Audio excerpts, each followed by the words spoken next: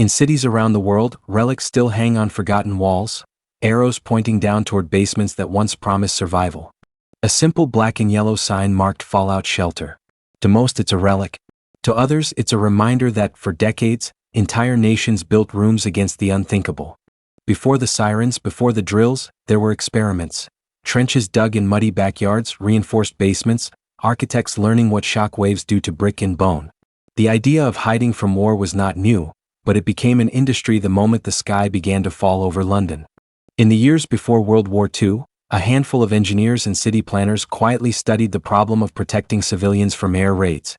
They tested reinforced concrete domes, dug demonstration trenches, and even built gas-tight rooms meant to withstand chemical attacks. In Germany, air raid protection became part of municipal design as early as 1935.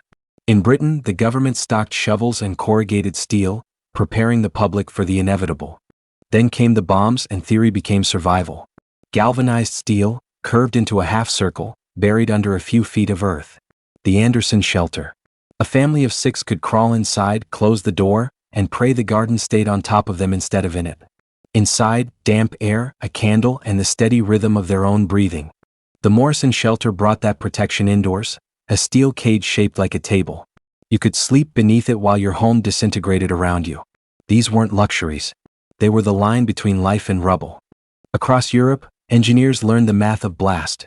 Every extra inch of earth, every curve that deflected pressure, every offset doorway that robbed a shock wave of its speed. Cities adapted. Subway tunnels doubled as mass shelters. Deep rock chambers became refuges with bunks and chemical toilets. Air raid wardens checked blackout curtains, issued masks, and directed people underground night after night. When the all-clear sounded, they climbed back up to smoke-filled streets and shattered glass. The shelters stayed behind, reminders that fear, once built in steel, doesn't leave easily. Then came the bomb that changed everything. Blast was only part of it now. The real killer came afterward, invisible, silent, drifting with the wind. Fallout. The answer was mass and time.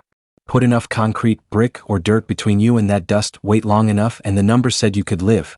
Civil defense turned that equation into blueprints and pamphlets. The atomic age demanded new rules. Governments studied the unthinkable in laboratories, testing how gamma radiation penetrated walls, how long fallout stayed deadly, how much food, air, and water a family would need to endure isolation. Manuals taught shelter life, rationing, sanitation, morale. Basements became laboratories of fear and hope. Families measured walls, calculated protection factors, stacked sandbags, books, even water barrels against the outer wall. Governments issued charts showing how many inches of concrete could save you from the sky. The engineering was simple, the faith required was not. The sirens changed tone in the 1950s. Children ducked under desks to a cheery jingle, duck and cover, while adults marked safe basements on city maps. The enemy now carried megatons instead of shrapnel, and entire nations rehearsed for the end. Civil defense drills became theater. Mayors toured demonstration shelters with cameras flashing. Scientists built scale models of cities and vaporized them with miniature nukes. Public information films promised that with preparation, survival was possible. People wanted to believe that a few feet of concrete could outsmart Armageddon. By 1961, as the Berlin crisis tightened its grip, President John F. Kennedy called for a national shelter program.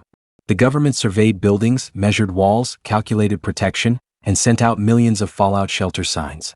Schools, post offices, churches, and parking decks suddenly had dual identities, part classroom, part refuge. Concrete was the material of choice.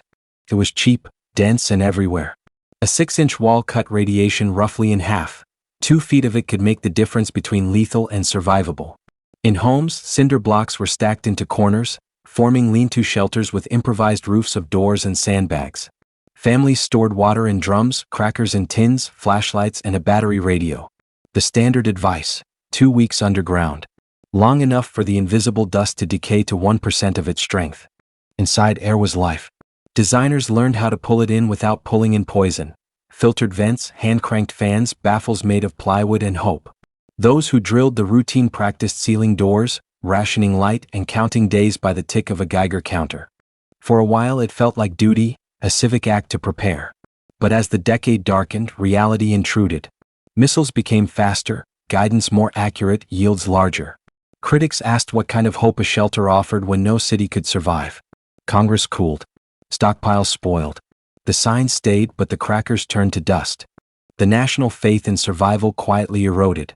By the mid-1970s, the yellow signs pointed to empty rooms, concrete basements used for janitor storage, old rations tossed in dumpsters. Civil defense became an afterthought, replaced by the logic of deterrence. Mutually assured destruction didn't require basements. It required belief that no one would be left to use them. Yet the structures remained. In Britain, gardeners rediscovered half-buried Anderson shelters, cleaned off the rust and turned them into sheds, tool rooms, even playhouses. Across Europe, bunkers found second lives. Museums, archives, wine cellars, and digital vaults. Concrete once poured for fear now preserved art, data, and champagne. In America, Cold War shelters turned into storage rooms, music studios, or bars. Some collectors restored them as living exhibits, complete with rations and air filters. Others turned them into tourist curiosities, their steel doors flanked by neon signs. In old industrial towns, contractors discovered forgotten bunkers while laying new foundations. Some still stocked, some flooded and sealed. Switzerland took a different path. Their sheltering never died. Law required one space for every resident. Over 9 million shelter places in a country of similar size. Apartment buildings still carry blast doors thicker than their walls, checked, inspected, and maintained. A system built for nuclear war became part of civil order, as normal as fire insurance. The Swiss approach turned preparedness into infrastructure. Each generation improved ventilation, filtration, and access. Engineers standardized pressure doors, escape shafts, and overpressure valves. Even as the Cold War faded, these rooms stayed ready, waiting quietly behind painted steel.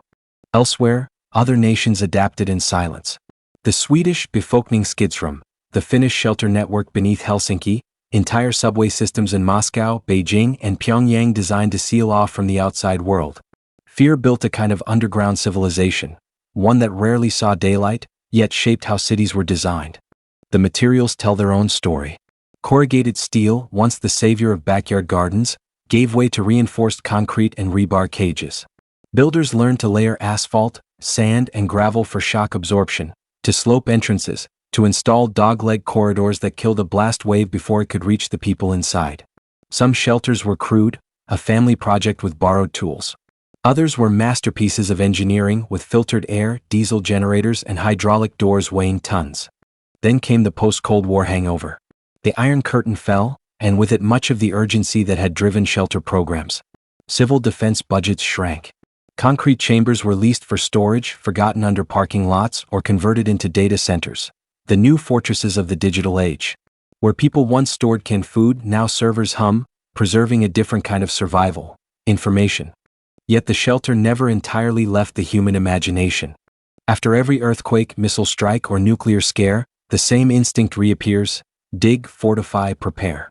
In recent decades, new industries have revived the old trade, building private bunkers with modern luxuries, filtered HVAC, solar backup, and satellite links. What was once civic duty has become a commodity, sold to those who can afford peace of mind. And still, the physics haven't changed. The same rules apply: mass, distance, and time. A shelter's promise is only as strong as the concrete it's built from and the will of its occupants to endure. The difference now is purpose, from hiding from bombs to hardening against chaos, disaster, or even climate extremes. In the early 21st century, when missiles fell again on European cities, basement shelters reopened. In Kiev, families slept under metro tunnels built long ago with Cold War specifications. History proved that the old design still worked, grimly, effectively, as intended. Elsewhere, engineers revisit these ideas not as relics but as lessons. Architects study shelter layouts for passive cooling, soundproofing, and energy efficiency. The same design that once saved lives from shock waves now inspires sustainable construction. The concept of refuge, stripped of fear, becomes architecture with purpose again. The memory lingers in basements, in stairwells labeled shelter area, in municipal maps archived and forgotten. The symbols fade but never disappear. Every shelter is a mirror of its era, its fear, its technology, its faith in control. When people built them, they weren't giving up on life, they were bargaining for more of it. The hum of fluorescent lights in a sealed room, the smell of concrete and paint, the echo of footsteps through narrow corridors, all of it speaks to a time when survival was a blueprint. Today, those rooms remind us that safety is never permanent, and that engineering can only do so much. But they also remind us that humanity adapts, that fear can build as well as destroy. We built against war, and in doing so we learned resilience. Rooms against the unthinkable, built from fear, kept by memory, reborn with purpose.